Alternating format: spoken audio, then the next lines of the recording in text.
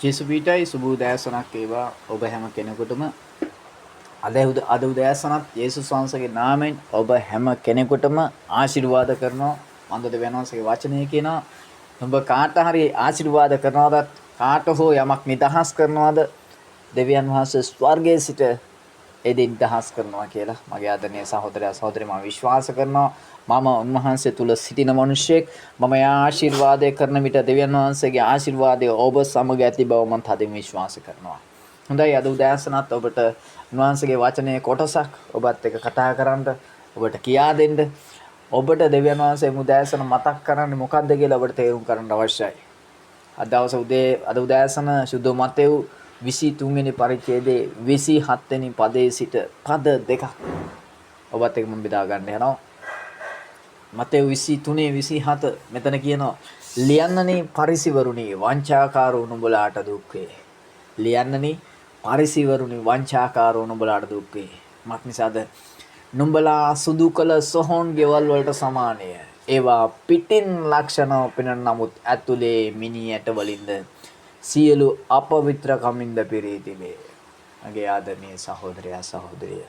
මෙතන ලියන්නන්ට පරිසිවරුන්ට වංචාකාරයන්ට කියනවා බලාගේ ජීවිත හරියට සුදු කළ සොහොන් ගෙවල් වගේ. ඒවා සුදු කරපුවා වගේ. මොකද ඒවා පිටස්තරෙන් හරි අලංකාරයි.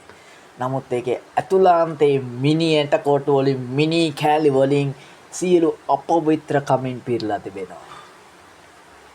ඊර්ෂ්‍යාවෙන් වෛරයෙන් ක්‍රෝධයෙන් අලසකමින් එවැගේම දෙවියන් වහන්සේ එක්ක සම්බන්ධතාවයක් නැති කමින් පිරීලා තිබෙනවා. මගේ ආදරණීය සහෝදරයා සහෝදරිය. උන්වහන්සේ මේ වචනේ තුල ඔබට මතක් කරන්නේ මොකක්ද? දෙවියන් වහන්සේට එකඟවයි පිටස්තරයේ තියෙන බොහෝ ජීවිත. දෙවියන් වහන්සේ තුල සිටිනවයි කියන බොහෝ ජීවිත තිබුණත් ඇතුළාන්තයේ දෙවියන් වහන්සේ සමග නැහැ කියලා උන්වහන්සේගේ වචනය සඳහන් කර තිබෙනවා.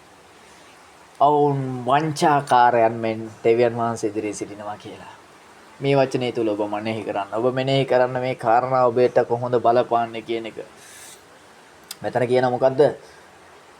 සීලෝ අපවිත්‍ර කමින්ද පිරී තිබේ එසේම නුඹලාත් පිටතින් මනුෂ්‍යයන්ට ධර්මිෂ්ඨව පෙනෙන්නේය. ආමෙන්. නුඹලාත් පිටතින් නුඹලාට මනුෂ්‍යයන්ට ධර්මිෂ්ඨව පෙනෙන්න යනවා. නමුත් ඇතුළාන්තයේ වංචාවෙන් ආයුධ කමින්ද පිරී සිටින්නේය. මගේ ආදරණීය සහෝදරයා සහෝදරිය. සියල්ල දන්න දෙවියන් වහන්සේ, සියල්ල එළිදරව් වෙන දෙවියන් වහන්සේ, සියලු ඇස් දෙක ඔබත් දෙක තබා තිබෙන දෙවියන් වහන්සේ මෙසේ කියනසේක. සුදු බයිබලයේ තිබෙන්නේ, සුදු වචනේ තිබෙන්නේ. මනුෂ්‍යයන්ට පෙනෙන නමුත් අතුලින් වංචාවෙන් ආයුධකමින් පිරී සිටින ඒ උන්වහන්සේ වචනේ කියනවා. ඔබ ස්පර්ශ කරන්න, ඔබේ හදවත ඇතුළ ඔබ සෝදිසි කරන්න, ඔබ ක්ලියර් කරන්න, අතු ගාලා බලන්න මේ උදෑසන කොයිද කුණු තියෙන්නේ කියන එක. කොයිද අපවිත්‍ර වෙලා තියෙන්නේ කියලා දෙවියන් වහන්සේ උඩින් දකින අපවිත්‍රකම මොකක්ද කියන එක අද උදෑසන ඔබ සෝදිසි කර බලන්න මගේ ආදරණීය සහෝදරයා සහෝදරිය. ඔබේ ජීවිතය ගැන ඔබ දන්නවා. මගේ ජීවිතය ගැන මම දන්නවා. නමුත් මේ උදෑසන ඔබ දෙවියන් වහන්සේගේ අභිමුඛයට සූදානම් යන්න සූදානම් මිනිසෙක්ද යන්න පුළුවන් කෙනෙක්ද? දෙවියන් වහන්සේගේ අභිමුඛයෙන් ඔබ සෑහෙන්න ඈතද සිටින්නේ? ඔබ සෝදිසි කර බලන්න. මෙතන කියන්නේ කාටද?